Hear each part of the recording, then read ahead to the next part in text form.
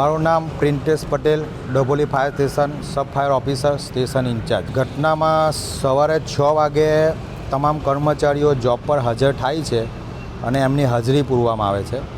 હાજરી પૂરતા driver Kishorsinh Padheriya job પર ફરજ પર હાજર ના થયેલ, એટલે હાજર અધિકારી અને પેરા ડ્યુટી પરના કર્મચારીએ ફોન કરેલ. 8 થી 10 ફોન કરીને એમણે ફોન ના ઉચકા એટલે કર્મચારી 6:30 વાગ્યાની આસપાસ સવારે એમના ઘરે તપાસ કરવા માટે મોકલેલ.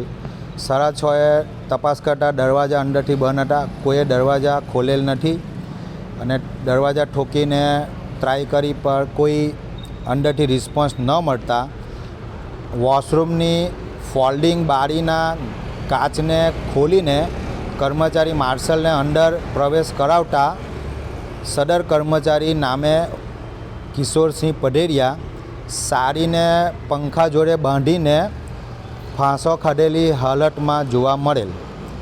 ત્યારબાદ પોલીસ કંટ્રોલને, ફાયર કંટ્રોલને, લાગત અધિકારીશ્રીઓને જાણ કરવામાં આવેલ.